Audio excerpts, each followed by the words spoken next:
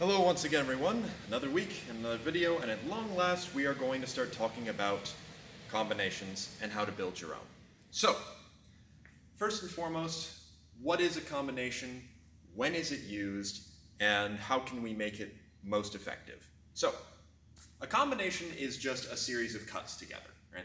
Exactly the same as any sort of other fighting art. You will have things that string together. For example, a combination could be as simple as 1, 2, or it could be as complicated as 1, 2, 3, 4. Doesn't really matter. It's just making sure that whatever attacks make the most sense that you can do that are working, you string them together. Hopefully you create a predictable path, if you will, and once you get your opponent started on that, there's no escaping it. And that's kind of the fun thing about sword combinations, is that I only really need to hit on one of them. It's great if I hit on more than one, but I think of it like a really bad choose-your-own-adventure story. I want the opponent to die on every page, and if he does make a good choice, he just dies on the next one, because I wrote those choices for him. So, the biggest thing about a combination is first making sure that you can perform whatever moves it is you want to do. So you shouldn't think of building a combination in the mind of, okay, I really like this Zwerkau, okay, so I'm gonna do this Zwerkau, and then what I'm gonna do? I'm gonna do a Scheitelhau, right? Can you do that? Yes, but that's not the way you want to be thinking about a combination. The way you want to be thinking about a combination is, what strikes can I do?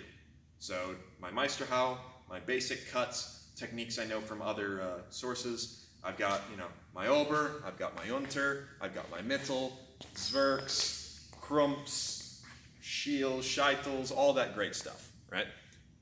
All of these are in my playbook. Which ones can I perform best, or do I find myself doing the most? And that's the tricky thing.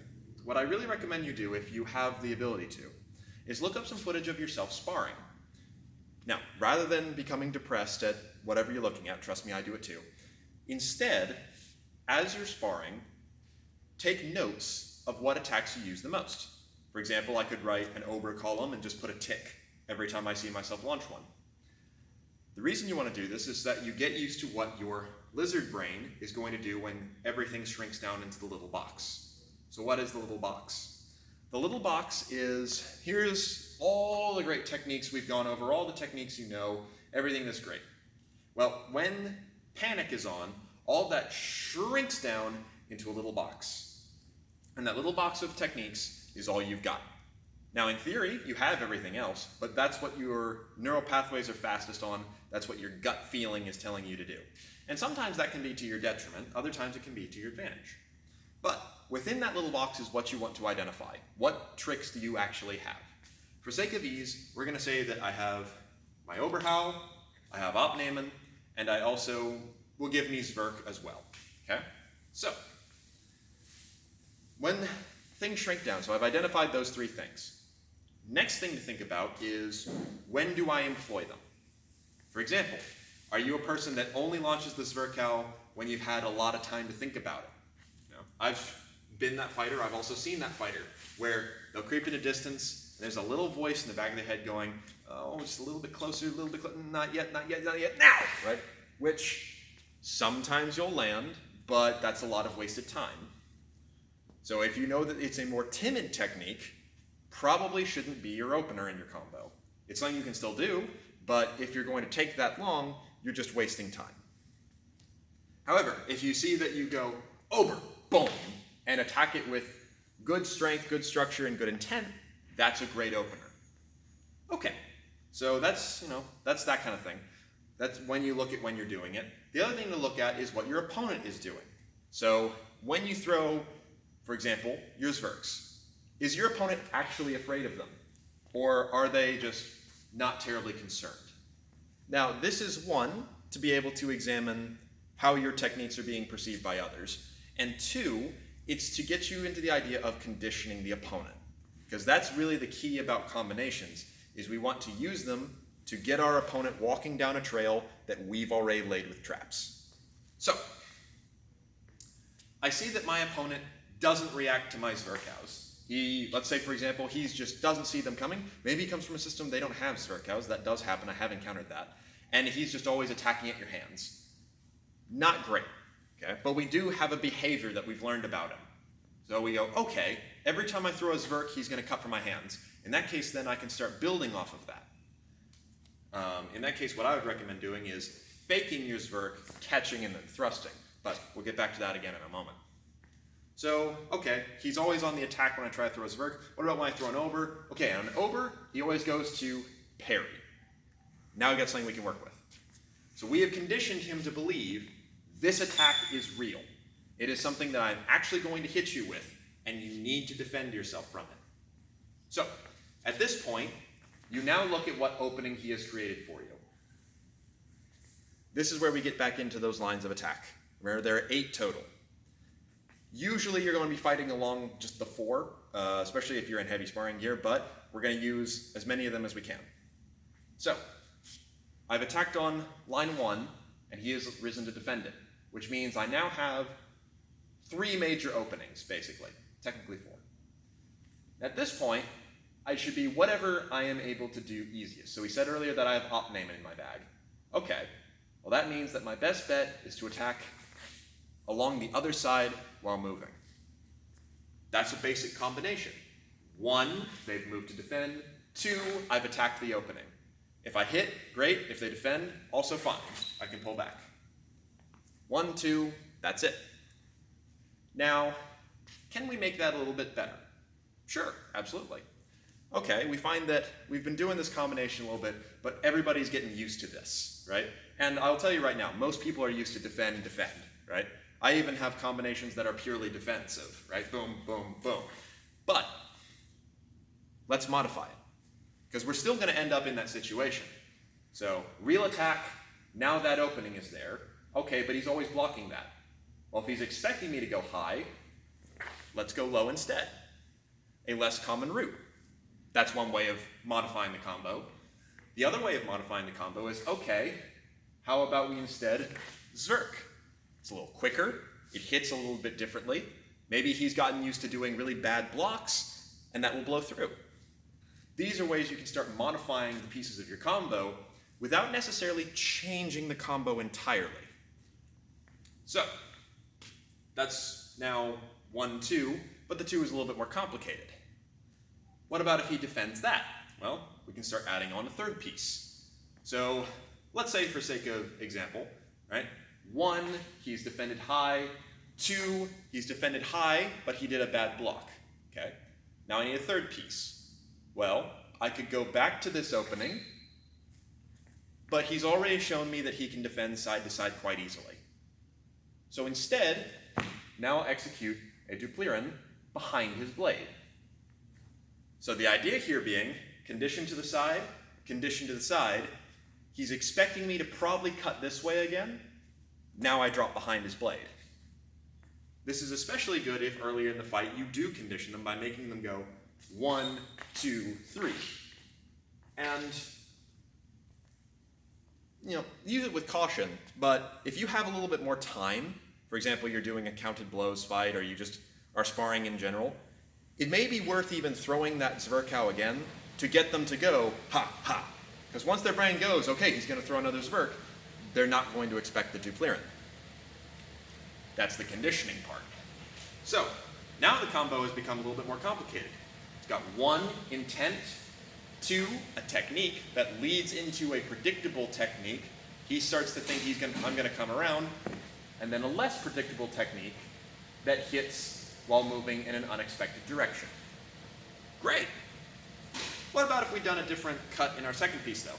Like for example, maybe now I've got this combo, I'm getting pretty good at it, and I start fighting an opponent who is really, really good at, he'll defend here, and then when I come around with my whatever technique, he's really good at countering it. So if I throw that Zwerk, he's going to counter it. Okay, I need to modify my combo. No problem though, we already had another option. 1, now before I cut around, because I know that's going to cause him to attack, I change up what I attack. So now I'm going at an unexpected angle. These are the little basically interchangeable pieces that you should have. Everything leads to usually about 3 options. 2 of those will probably be good, 1 of them will be okay, situationally, and that will shift around. Have those in your pocket and ready to change them out depending upon your opponent. Because that way, as you continue using combinations, you have an endless pool to pull from. And if they start adapting to it, you can just switch up which piece. Now, we've conditioned our opponent to be afraid of our attacks. We've conditioned our opponent to look at multiple lines, and we've attacked them, and we're attacking great lines. But what about, again, when you find someone who's really, really good at just sitting in the defense? And I actually used to be this fencer. There's a type of fencer who is going to, when the attacks come in, they're going to set aside, set aside, set aside, and in that last moment where you're out of techniques, that's when they launch their attack back at you. That's a tricky guy to fight, because as we talked about before, you end up, even though you are trying to pursue, they are making it so you're chasing them. And as we talked about, the chase is dangerous. Pursuit is good, but he's not on the back foot. He's actively setting a trap for you. That's where things get a little more tricky. Against this fencer, who we know is very good at setting things aside, we need to first show him that our attacks are real. Then, since he's going to defend and is focused on defense, not countering, we start employing feints. So, we've got our combo. We fought a couple people with it. Now we've got this guy who we're dealing with. Okay, so I'm going to make this attack real. I'm going to hit with the second attack. Okay, he's blocked it again. And because he's always moving away from me, I can never use this third bit. Okay, that's a shame. That's my bit that's really hard to parry, and I can't hit him on the other 2. Okay, I'm going to try switching it up. Real attack. He set it aside again. He's just really good at defending. Okay. So now what I'm going to do is I'm going to employ a feint on one of those pieces.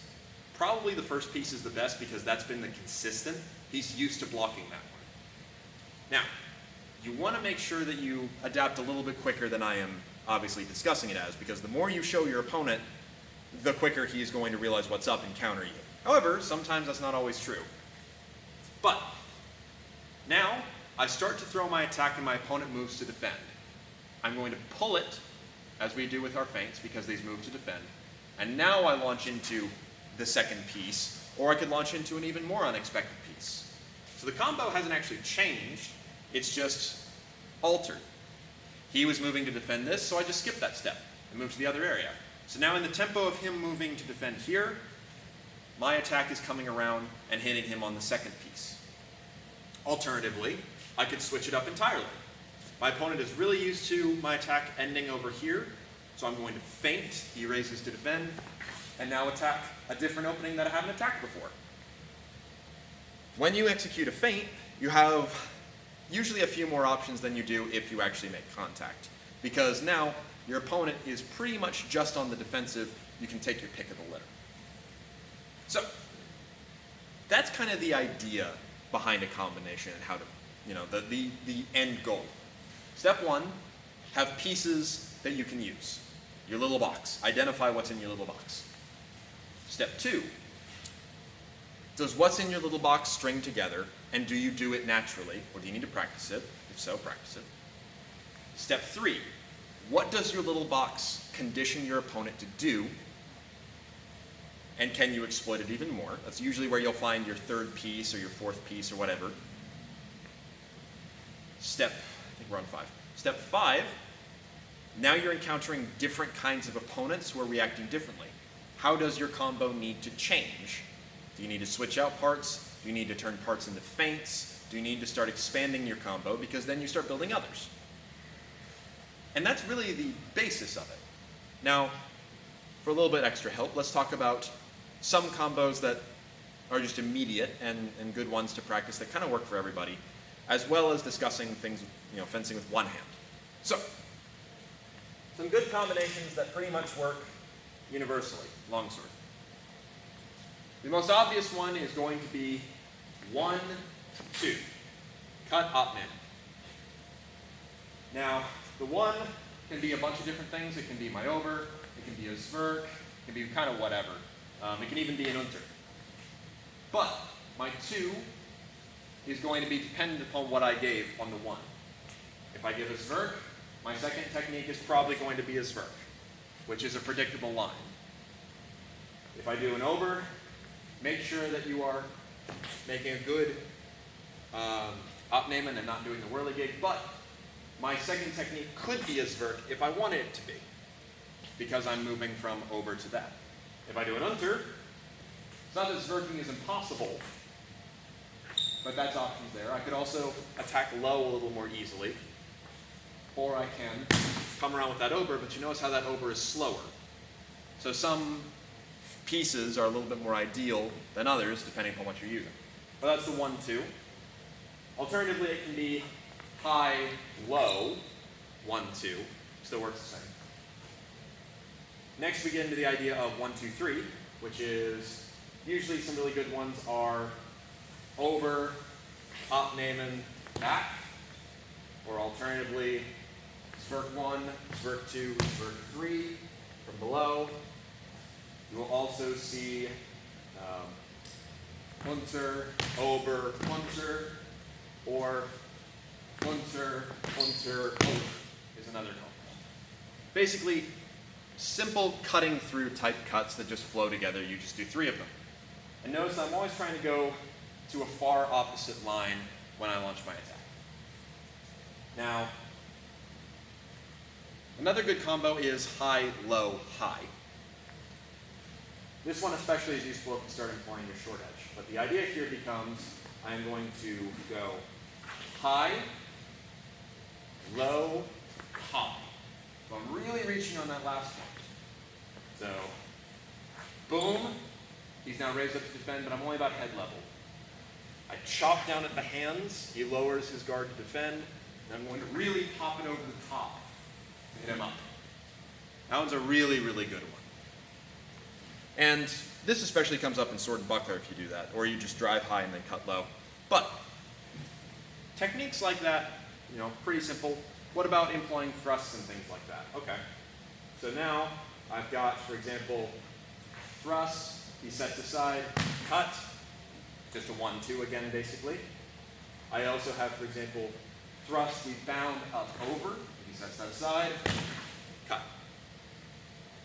You'll really start to feel that a lot of these techniques that you have been studying in class just blend into the combos very simply. It's really, end of the day, what pieces work best for you that you can employ and that are putting your opponent down predictable paths. Now, we've done a lot of long swords, so let's look a little bit at one hand. I've just got a Dossack for sake of fun. But with one hand, combos change a little bit because you can get away with things you can't do with the longsword. So, Dossack, Universal Trainer, pretty much all one-handed sword systems work with this. But the idea now becomes, for example, I can feint a little bit more easily. I can also usually defend myself with less movement required, and so I can get away with some things that I normally can't. For example, a rather good one is to cut high, cut low, and then just recover into guard. Do that a lot. Well, cut medium rather than low. There is, of course, the idea of the combination from Angelo, where I defend my head, cut the leg, stay down, defend the head, cut the leg again, right? Instead of shifting on each one, I've stayed down, defended, and then because I stayed down, it's harder for them to protect themselves. That's a combo.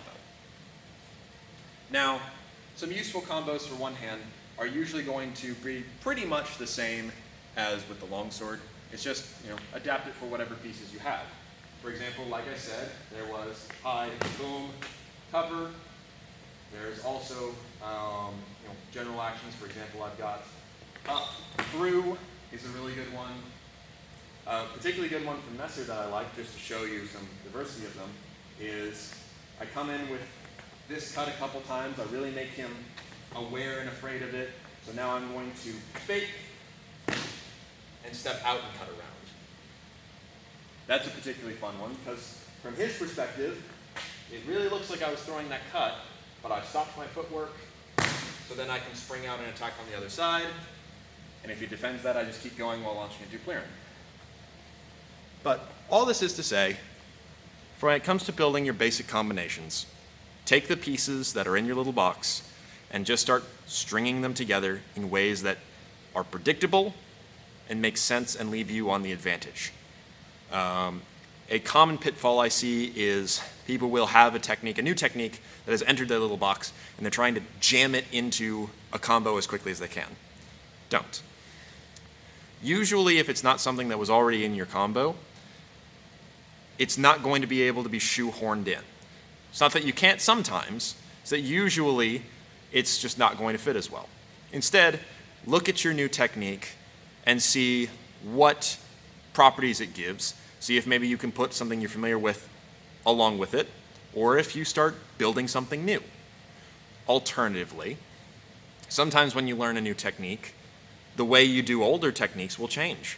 And as such, you start slightly altering your combos because either you're attacking a little bit differently and your opponent is responding slightly more differently. One of the more common ones I have experienced and seen is when people start throwing Zorns with some actual chutzpah behind them, and all of a sudden the opponent's not just setting aside, they're actually backing up. And so now they're a little bit further distance away, and so it's harder for me to hit with my second attack. Okay, well I need to alter things a little bit because now they are responding in a different way, but it's a predictable way. So basically, as long as you can figure out what your attacks are causing your opponent to do, they are exploitable. And then start looking at what your opponent's attacks are doing to you, how you're responding, and then you can see their game plan a lot more easily. But all that is to say, that's how combinations work. That's how to start building them. I hope this has been of help, and we'll talk about some other techniques and some really fun stuff next week, another time.